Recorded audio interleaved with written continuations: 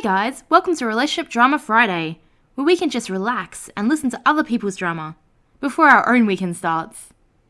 After 18 years of marriage, I just found out that my children aren't mine. My wife Kelly and I have known each other for 20 years and have been married for 18 years. We have 17-year-old twins, a boy and a girl, and I found out that they aren't mine 2 days ago. My kids got those ancestry tests for the family, and we found out that I'm not their father. Kelly and I met each other as co-workers at a job right out of college. We're both very ambitious, so after working for a couple of years, we decided to start our own business.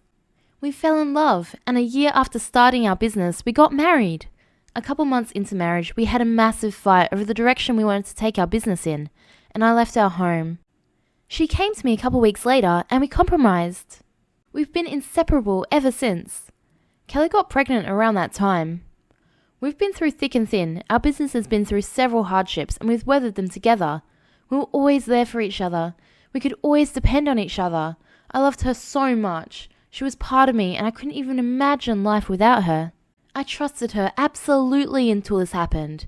Kelly's been crying and apologizing constantly. She told me that during the time that we had that fight at the start of our marriage, she got drunk one night and slept with a random guy and that she has not cheated on me since. The betrayal has left me disoriented. I told Kelly that I need time to process this and I'm currently staying at a hotel. I don't know what I'm even doing anymore. The last 2 days have been a blur. I feel like a zombie, completely unable to feel or process anything. I don't intend to abandon my kids. I might not be their father, but I'm still their dad, and I love them dearly. Right now, I'm sitting in my hotel bed and I've not eaten anything today. My thoughts are a mess, so I'm writing this down to help me process. Kelly has always been a great wife and an excellent business partner. I don't know if I'll ever be able to look at her the same again, or if I'll ever be the same person again. I don't know how to move forward. Update a couple days later. Thank you for the overwhelming response I got on my post. I just wrote it down to clear my head and get my thoughts in order. The day after my post, I called my children and told them that I loved them. I told them that they're still my children, even though I'm not their biological father, and that I won't be abandoning them. I just needed to think about my relationship with their mother. I saw several comments telling me that they're not my children because they don't have my DNA, but it doesn't matter to me. I raised them. They're my children. I spent time thinking about how to move forward with Kelly after that. I was angry that she hid the fact that she slept with someone else after we got married. I calmed down and really thought about the whole situation. I really wanted to call my lawyer and talk about separation, but I just kept thinking about our life together, so I decided to talk to Kelly and give her a chance. I called her and went back home the next day. My kids were thrilled to see me, and we spent some time together. Kelly and I went up to our room after that. I hadn't spoken to her properly since we saw the results. I gave her time to talk. Kelly told me that it never even occurred to her that the kids couldn't be mine. She told me that when we had our fight early in our marriage, she was angry at me leaving over a business dispute, and after waiting for me to return, she went to a bar one day and got wasted. She picked up some guy and didn't remember much of what happened that night. The guy was gone before she woke up the next day, and she felt extremely guilty after that. She wanted to tell me, but was afraid I'd leave her. To be fair, I was a hot-headed and stubborn guy back then, so I probably would have filed for divorce without a second thought. To her, it was a drunken mistake that never would have come out, so she didn't want to risk our marriage, and I would never have found out if she hadn't gone pregnant. She broke down multiple times and apologized constantly throughout the conversation. I believed her story. Kelly has been my rock and my partner throughout my life, and I wouldn't be where I am today without her. We trusted each other, absolutely. This ordeal has made a massive dent in my belief in her as a wife, but I still trust her as a partner. We had long conversations about our future, and I told her I'm willing to give us a chance.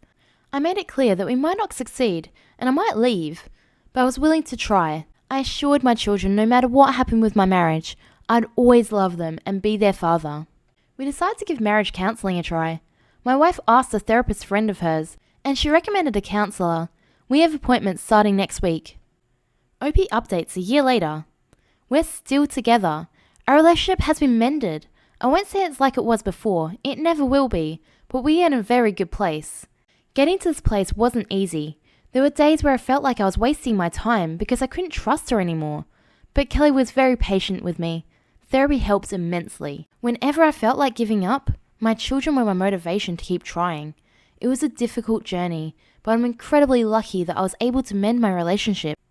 This is my advice. You are not obligated to try and fix your relationship if you feel it's been irrevocably damaged. I decided to try because I loved my wife deeply and I trusted that she was telling me the truth. We've been through so much together, both in business and in our relationship, and I knew I had to at least try to save it.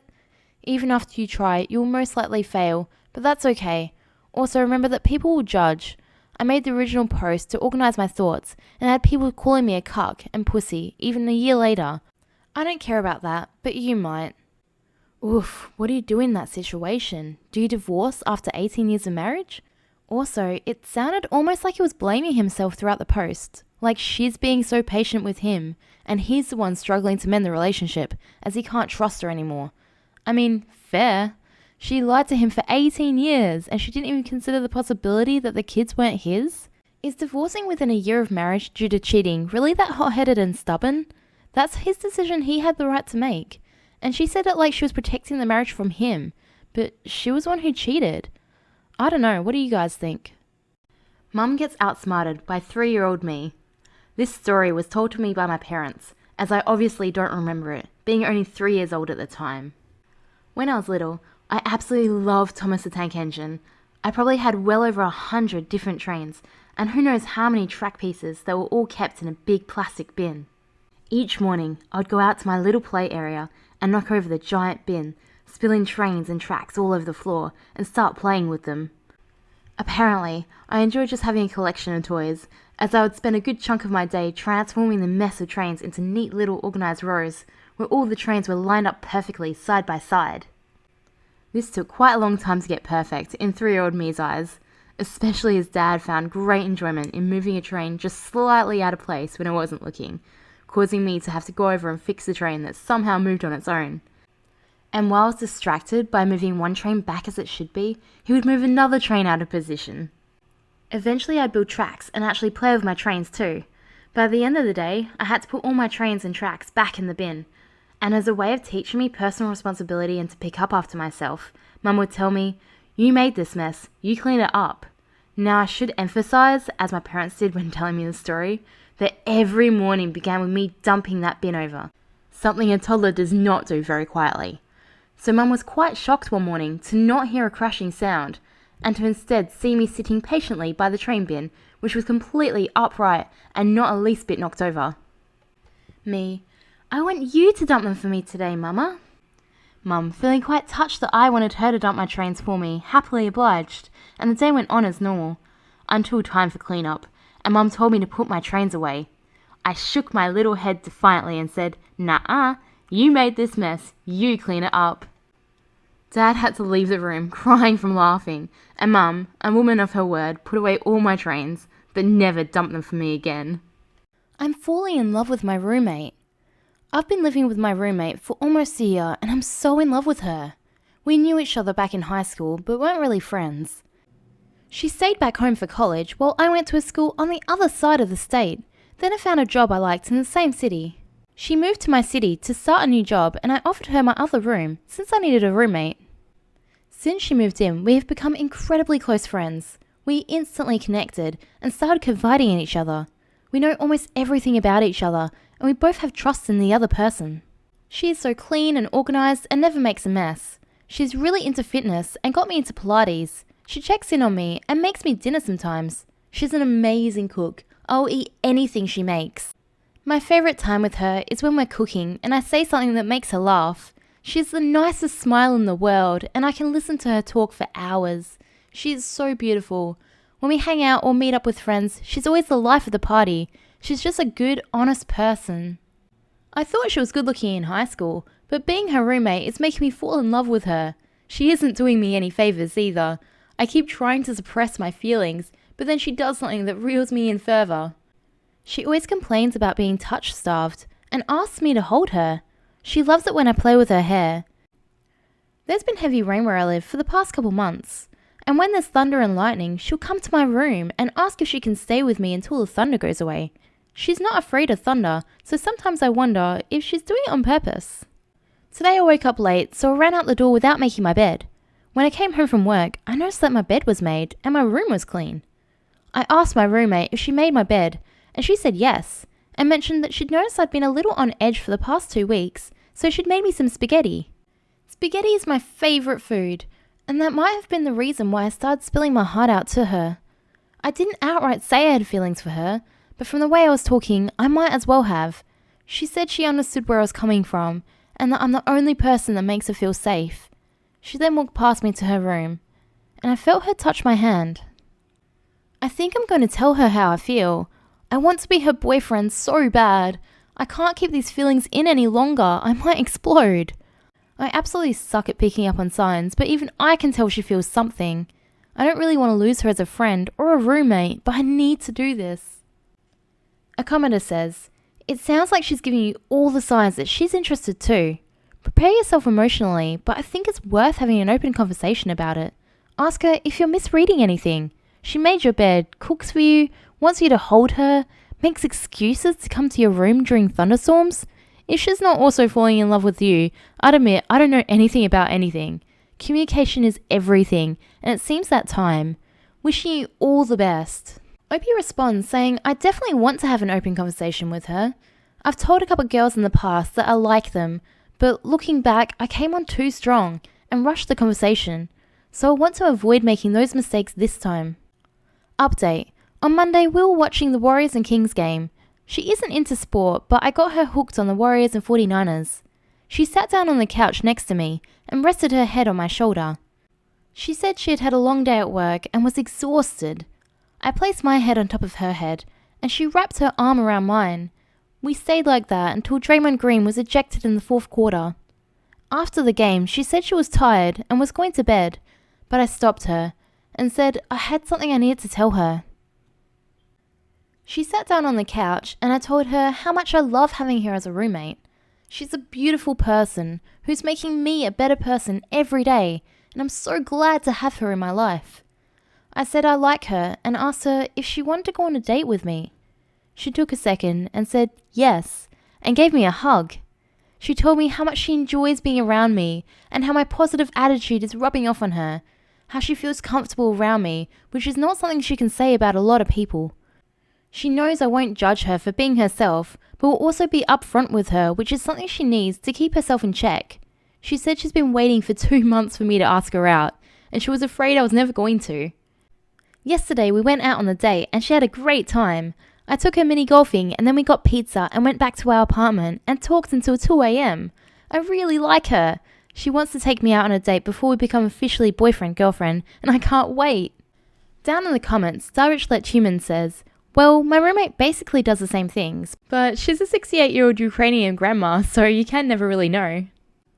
It Sucks Sky says, "Have you asked her out yet?" And Totally Not ChatGPT says, "He's waiting for her to hit 69. Bad First Date Revenge. This isn't a huge revenge, like on other posts I've read, but it made me feel better at the time. 20 years ago, I went on a blind date that was set up through a phone dating site. We met up at a nice restaurant that he suggested. He also said that this date was on him because he's a gentleman and was brought up that way. He seemed nice enough upon meeting him, but when we sat down to order, looking at the menu, he commented on how expensive everything was. He said he was just going to order the burger, and how I should too. I thought, okay, whatever, but when the waitress came over to take our drink order, the waitress accidentally brought him out the wrong beer. He was so nasty to her. He said, "This is not what I ordered, bring me the right beer." She apologized, she was flustered and so upset. He told her he didn't want to hear any of her apologies for doing something so stupid. He just wants the right beer. He was really nasty and condescending. I couldn't believe it. He then turned to me all normal, like that hadn't happened, and was all like, "So, what do you do for a living?" I didn't say much, I just gave him little 1 or 2 worded answers. I was just so grossed out by him by now. The waitress brings him his beer, the right one this time, and he says, "Oh look, she can think," in that condescending tone of his. The poor girl was red-faced on the verge of tears. I told the girl, I'm ready to order, and I decided to order the most expensive thing on the menu, and the most expensive drink, and I decided to get the most expensive dessert too. He tried to talk me out of it, but I ignored him and said to the waitress, "This is what I want. The gentleman said it was on him today. He was brought up that way," with a big smile. I sat there and smiled and let him talk all about himself while I enjoyed my very expensive steak, only giving him short answers. As we were leaving, he gave the girl a $1 tip. He said that's all she deserved. Outside by my car, he asked when he could see me again, and I said, "Oh, you can't." I told him he was so nasty and condescending to that waitress that I never wanted to see him again, ever. "You're disgusting, lose my number." And I walked back into the restaurant and handed our waitress $10 and apologised for my date's bad manners. I explained that this was a blind date and his last date with me. Remember, I post new content every day, so subscribe for more juicy tea.